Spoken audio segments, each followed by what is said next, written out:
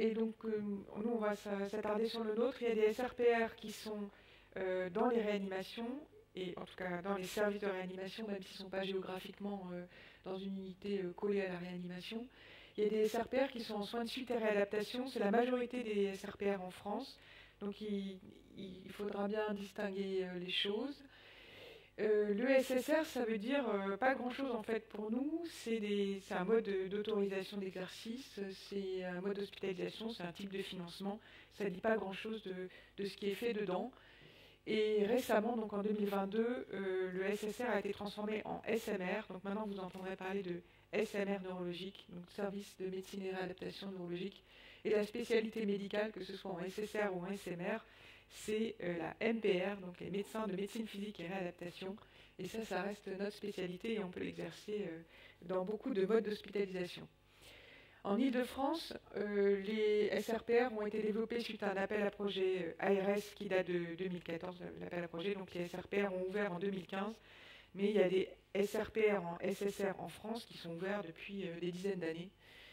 Et donc, il y a deux types d'orientation des SRPR en Ile-de-France, une orientation neurologique et une orientation respiratoire. Je vais vous parler du SRPR de Bicêtre, qui est donc à orientation neurologique. Et un des points majeurs en Ile-de-France, ça a été le financement, qui est un financement USC. Donc, il faut vraiment que les patients sortent de réanimation avec un forfait réanimation, ce qui permet d'avoir un financement USC, ce qui nous permet d'avoir des moyens pour faire vraiment du SRPR. Et là, c'est un débat national sur est-ce que les SRPR en SSR vont relever d'un financement de type USC ou de financement SSR, ce qui change tout, radicalement tout dans ce qu'on peut faire concrètement comme médecine dans ces unités. Donc, d'abord, l'ouverture du SRPR, donc c'est la possibilité d'un lien entre la réanimation et la MPR en réanimation. Donc je ne vais pas revenir sur ce que disait Pierre-François Perrigot. Je pense qu'un des indicateurs de l'efficacité des programmes de rééducation précoce, c'est indirectement la diminution des complications de réanimation neuro-orthopédique, donc rétraction, spasticité. Ça, c'est des choses qu'on pourrait mesurer et je pense qu'on aurait des éléments intéressants. Para-ostéoarthropathie, la diminution des para-ostéoarthropathies, des escarres, plus que les indicateurs macro qui vont être noyés dans énormément d'éléments. Donc c'est l'évolution de la réanimation, de faire de la rééducation précoce. C'est aussi effectivement de mettre des moyens des collègues de rééducateurs dans les réanimations. Et au même titre qu'il y a différents types de rééducateurs, au même titre qu'il y a différents types de spécialités, il y a différents types de rééducateurs. Donc la réanimation de Bicêtre a investi beaucoup dans la rééducation puisqu'on a des postes de kinésithérapie, d'orthophonie, de neuropsychologie, de diététiciens, diététiciennes.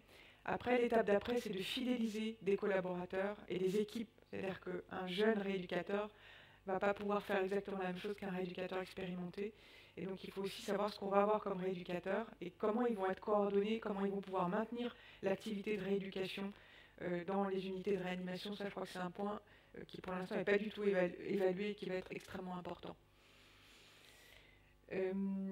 L'autre point important, là pour le coup c'est plutôt le travail des médecins MPR, c'est de coordonner les bilans de déficience.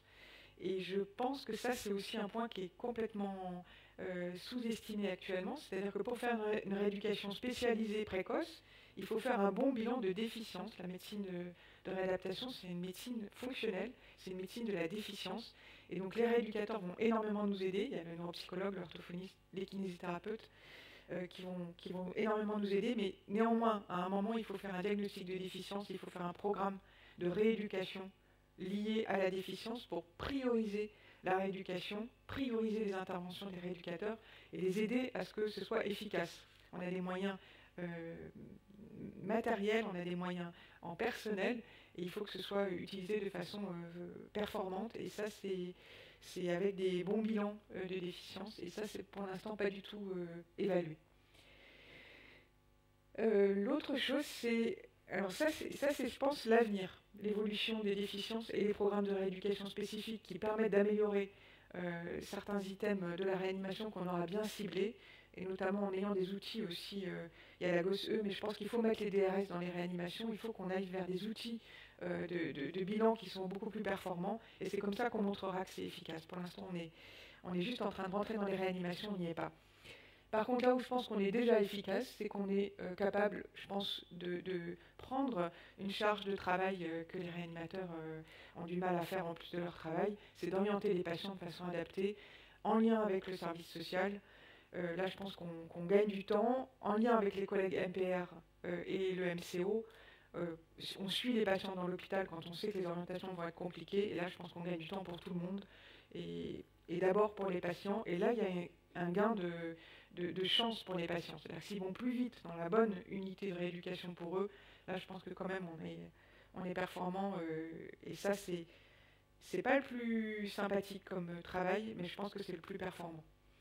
Et le troisième élément sur lequel je pense il y a un boulevard de travail, c'est les discussions éthiques et le travail avec les familles. Et au-delà de ça, c'est quels vont être les outils précoces qui vont nous permettre de faire des pronostics pour pouvoir informer les familles précocement, et les familles et les patients, mais on parle là beaucoup des patients cérébro-légers, précocement, qu'est-ce qui va être déterminant dans le pronostic, et donc qu'est-ce qui va être déterminant dans nos discussions collégiales.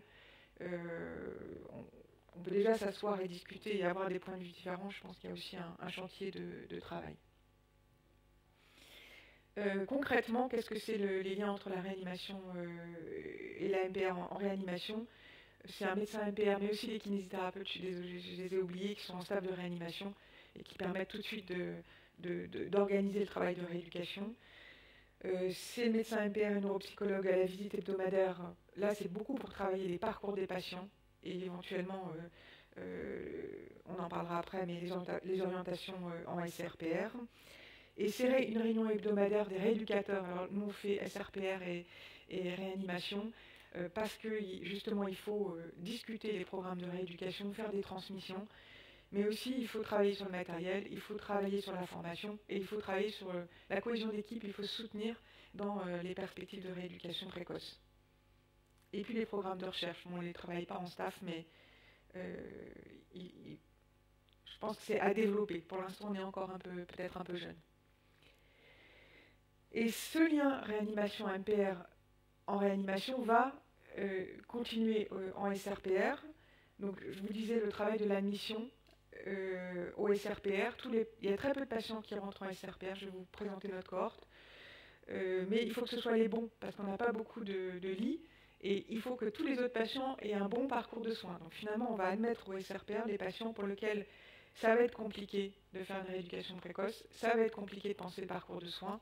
Et donc il faut bien travailler avec les réanimateurs, les patients s'ils peuvent. Je pense aux blessés médulaires, il faut les impliquer énormément dès la réanimation dans leurs soins. Et les familles, quand ce n'est pas des patients conscients, sur l'intérêt d'avoir un parcours de soins adapté. Donc le SRPR, ça va être un SAS entre la réanimation et le SMR. Ça, c'est l'idéal. Dans la réalité, c'est un petit peu plus compliqué que ça.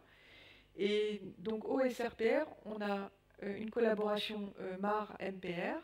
On a la chance, nous, d'avoir une collègue dans le service. Je crois que c'est important pour les équipes et pour les patients et pour moi, parce qu'il y a plein de choses que je ne sais pas faire. Et ça permet de prendre des patients relativement lourds. Sinon, si vous laissez que des médecins MPR, ça va être un peu plus compliqué. C'est aussi les collègues de réanimation qui assurent les gardes. Et c'est aussi très important parce que je crois que pour confier un patient au SRPR, il faut savoir que si ça ne va pas, il peut redescendre vite. Il faut savoir que si ça ne va pas, c'est la même équipe qui va s'en occuper, parce que sinon, on va le stabiliser plus longtemps avant de le faire sortir, parce que le patient est devenu précieux, je vais vous le montrer, et donc on va avoir du mal à les confier. On tient beaucoup à ce qu'il y ait des infirmières et des aides-soignants fixes au SRPR, parce que c'est ça qui structure quand même le fait qu'il y ait une coordination avec les rééducateurs. Mais on tient beaucoup aussi à ce que les collègues tournent entre la réanimation et le SRPR, parce que c'est ça qui va assurer en réanimation les soins de rééducation précoce par les IDE et les aides-soignants. La collaboration, elle n'est pas naturelle, elle est structurée, et en SRPR, les soignants se forment à cette collaboration et savent mieux ce que va devenir le patient, et donc protègent mieux le patient en réanimation dans les postures, les installations au fauteuil, la prévention d'escarres, appeler la diététicienne quand il y a une escarre. Enfin, tout ce travail-là, c'est des choses que les trachéotomies, tout ce travail-là, c'est des choses qu'on peut, on prend le temps de bien vérifier que les soignants sont sont tranquilles sur cette collaboration au SRPR.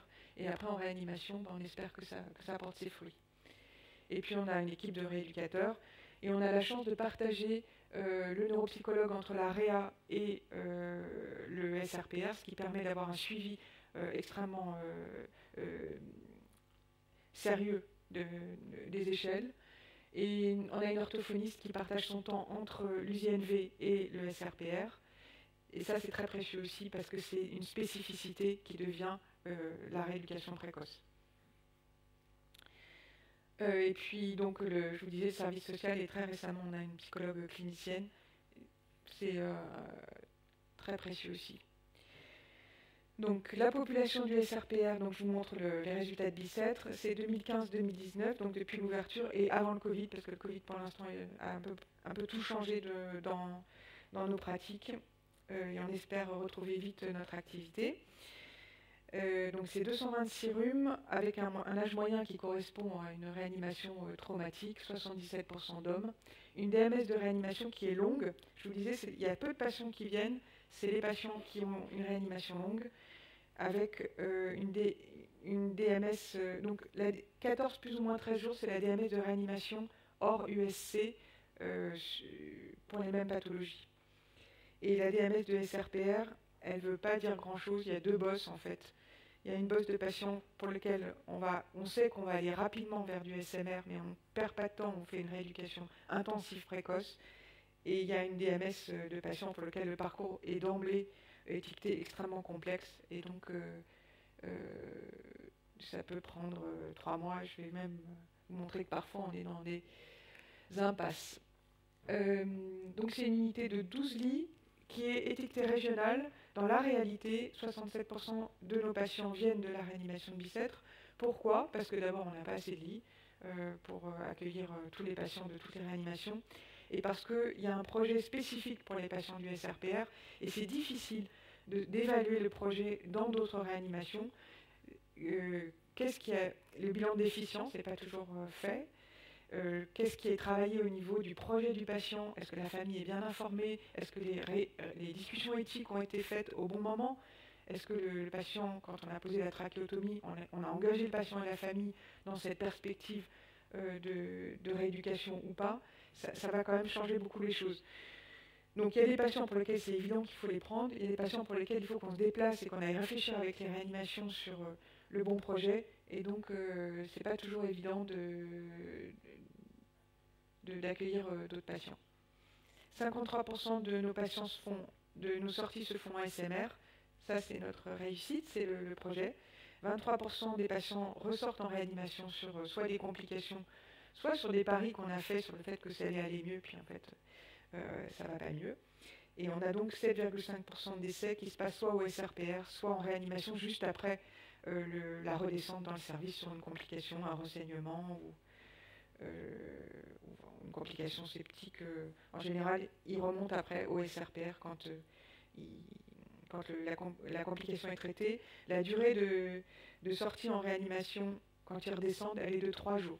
Donc en général, soit ça va vite vers le décès, soit ça va vite vers la récupération et on les récupère pour la suite du projet. Et on accueille les patients de Bicêtre qui sont en état d'éveil non répondant, en état de conscience minimale, pour les faire sortir donc dans les unités spécifiques EVC-EPR, ça s'appelle encore des unités EVC-EPR, état végétatif chronique, état post-relationnel. Ça pourrait se discuter, c'est pas de la rééducation, c'est la solidarité entre les deux unités du service, et puis pour accompagner les familles. C'est-à-dire que les familles, quand les patients montent au SRPR, comprennent que l'état du patient n'est pas lié à la réanimation. C'est ce qu'on leur dit en réanimation, mais le fait qu'ils l'observent dans le service fait que le transfert en EVC-EPR va être beaucoup plus simple. On va annoncer qu'il n'y a pas de retour en réanimation, on va annoncer qu'il ne va pas y avoir de rééducation, et on va accueillir les familles dans une autre dimension. En général, ils s'effondrent beaucoup, alors qu'en général, en réanimation, ils sont en colère. Et donc, on peut les accompagner beaucoup mieux que si on faisait un transfert direct de la réanimation. Qu'est-ce que c'est les patients du SRPR? C'est 71% lésions cérébrales, et les pourcentages que je vous ai mis à côté sont les pourcentages du total des patients. et 23% de lésions médulaires, et puis un peu d'autres choses. Et dans les lésions cérébrales, c'est surtout des traumatisés crâniens, parce qu'on a des filières AVC qui sont en général mieux développées, alors qu'on n'a pas de filière traumatisée crânien. Donc c'est un peu ça, c'est ce qu'on attend, c'est ce pourquoi on est fait. Et techniquement, c'est des traumatisés crâniens graves avec des volets, des trachéotomies. Donc 37% de rhume et 60% de nos journées. C'est-à-dire que c'est des trachéotomies pour lesquelles le sevrage va être compliqué. Des troubles de déglutition avec une alimentation entérale. 15% d'escarres, c'est pas beaucoup j'espère. Et c'est des escarres graves en fait. Ils sont transférés au SRPR parce qu'il y a des traitements à pression négative qui ne vont pas pouvoir être pris en charge directement en SMR. En tout cas, il faut stabiliser le traitement avant qu'il sorte. Des BMR, des 30% de confusion. Donc on assume l'amnésie post-traumatique. Et dès qu'ils sont, le GOT est normatif, dès qu'ils sont conscients orientés, on peut les transférer très rapidement en rééducation. Et 16% de difficulté sociale, j'ai défini la difficulté sociale dans qui va empêcher le parcours du patient normal, c'est-à-dire pas de droit ouvert à la sécurité sociale, pas de logement, des choses qui font que le patient ne va pas sortir facilement de l'hôpital. Donc le SRPR, c'est fait pour aller en SMR après avoir stabilisé. Donc qu'est-ce qu'ils nous demandent, nos collègues de MPR, des SMR? Ils nous demandent que le patient il soit stable au niveau respiratoire, qu'il soit sevré de son nasogastrique, en tout cas que le trouble de la déglutition ne soit pas problématique au point que ça demande trop de soins en SMR, qu'il soit en amélioration neurologique claire pour pouvoir faire de la rééducation, que le programme chirurgical tiède soit fini, c'est-à-dire qu'il n'y ait pas sur 3 semaines 10 allers-retours sur l'hôpital, que le traitement d'escarres soit globalement stabilisé, et que les pathologies associées, ils sachent les prendre en charge. Ça ne veut pas dire qu'ils ne peuvent pas les prendre en charge, je vais vous le montrer, ça veut dire qu'il faut qu'ils sachent les prendre en charge. C'est-à-dire que la dialyse, ce soit une dialyse stabilisée, que le problème psychiatrique soit stable, que le cancer, on ait défini le traitement, enfin que les choses soient stables. Et le SRPR, c'est aussi pour les autres, c'est-à-dire pour tous les patients pour lesquels on ne sait pas comment on va faire. Donc il faut limiter la perte de chance, quelle que soit la déficience, ça c'est mon espoir.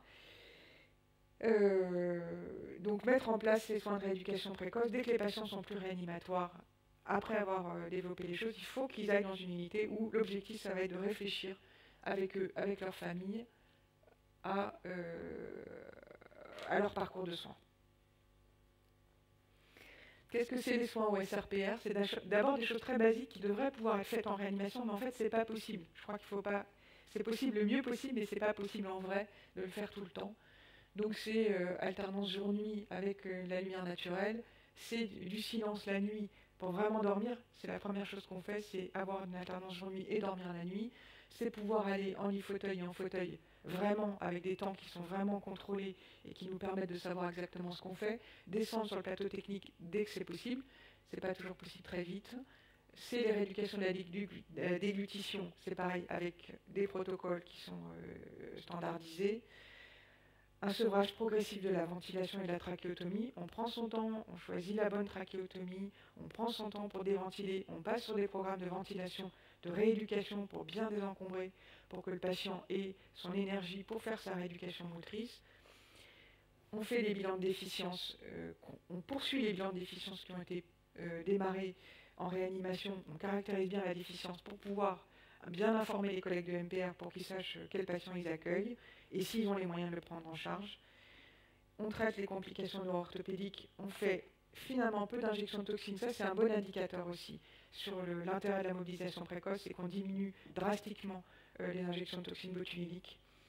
Et on fait les premiers soins des blessés médulaires.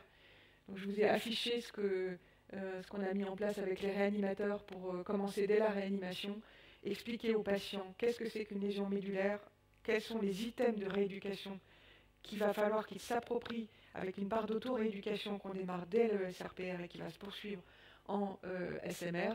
Donc la rééducation respiratoire avec les aides qui sont mécaniques et les aides